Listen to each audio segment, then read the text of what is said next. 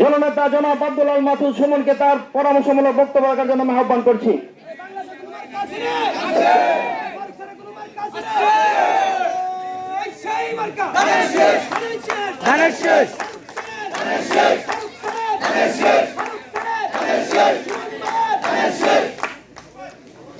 খালেদা জিয়ার কোন মার্কা আছে?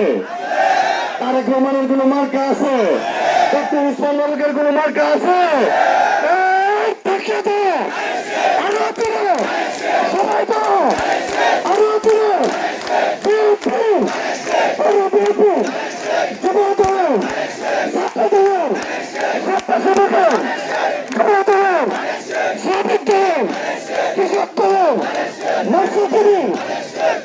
ধন্যবাদ।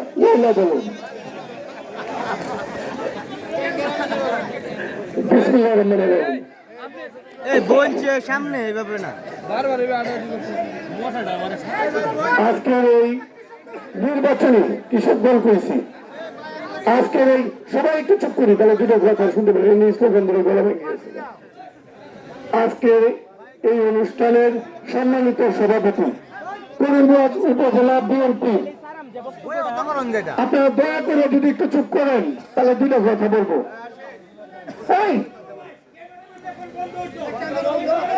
আমি বলবো এই আনন্দ ঘন মুহূর্ত কিংবা আজকের এই আলোচনার সবার সম্মানিত সভাপতি করিমগঞ্জ উপজেলা বিএনপির সংগ্রামী সভাপতি আজিজুল ইসলাম দুলাল ভাই এবং আজকের এই অনুষ্ঠানের মধ্যমণি, আজকের এই অনুষ্ঠানের প্রধান অতিথি করিমগঞ্জ তারানের জনমানুষের নেতা আমাদের অভিভাবক ডক্টর উসমান ফারুক, উপস্থিত করিমগঞ্জ উপজেলা সাবেক উপজেলা চেয়ারম্যান, গুলজার কলেজের সাবেক ভিপি, আমার সভাপতি ছাত্রদলের সাবেক সফল সভাপতি সাইফুল ইসলাম সুমন ভাই, উপস্থিত করিমগঞ্জ উপজেলা বিএনপির সংগ্রামী সাধারণ সম্পাদক আব্দুল মান্নান দিলার শিকদার, উপস্থিত করিমগঞ্জ পৌর বিএনপির সংগ্রামী সভাপতি রাজপথের সহযোদ্ধা আশরাফ হোসেন পাবল, উপস্থিত করিমগঞ্জ পৌর বিএনপির সাধারণ সম্পাদক হাজী হারুন সরকার, উপস্থিত আমাদের সবার প্রিয়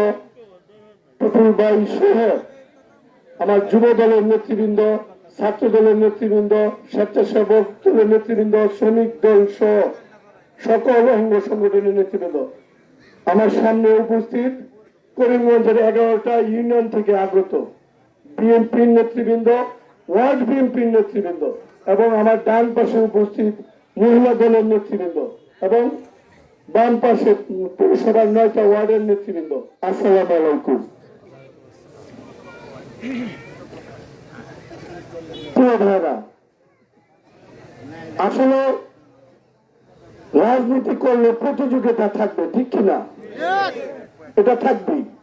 আমাদের মধ্যে প্রতিযোগিতা ছিল, কিন্তু আমাদের মধ্যে প্রতিহিংসা নাই। যদি আজকে আমার গায়ে কেউ হাত তুলে এই বিএনপি সব লোক এক হইতো না? সেরকমভাবে যদি পৌর বিএনপির গায়ে কেউ হাত তুলে আমরা কি ঘরে বসে থাকবো? আমরা থানা বিএনপির গায়ে যদি কেউ হাত তুলে আমরা কি ঘরে বসে থাকবো?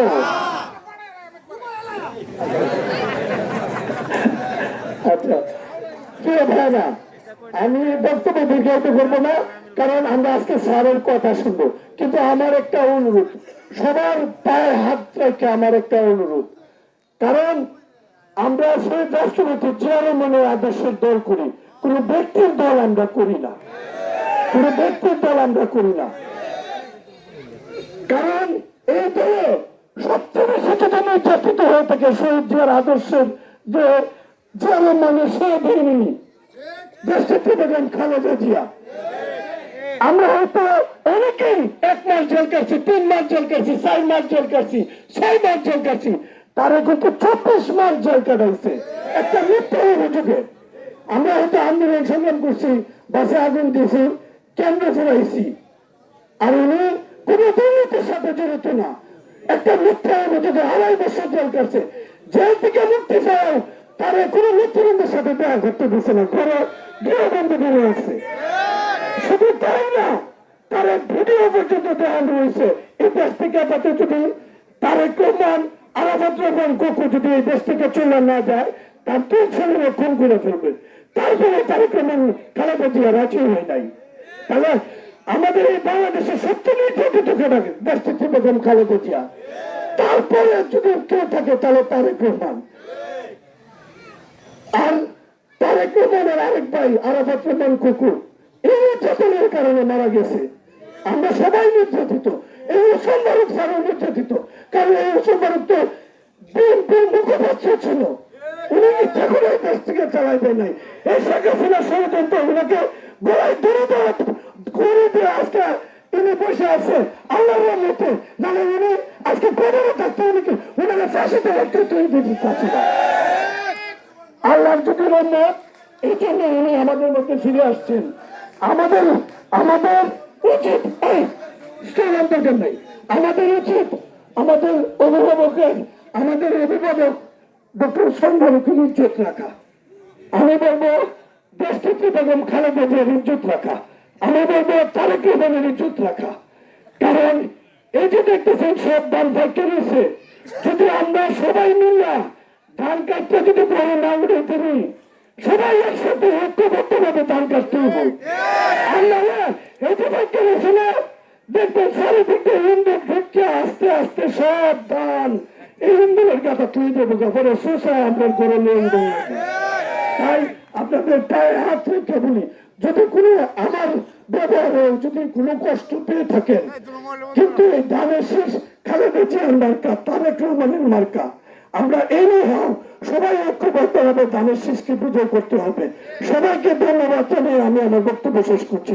খুদা হাফেজ, বাংলাদেশ জিন্দাবাদ, বাংলাদেশ জাতীয় দল জিন্দাবাদ, দেশকে খালেদা জিয়া জিন্দাবাদ, তারেক রহমান জিন্দাবাদ। ধন্যবাদ সবাইকে।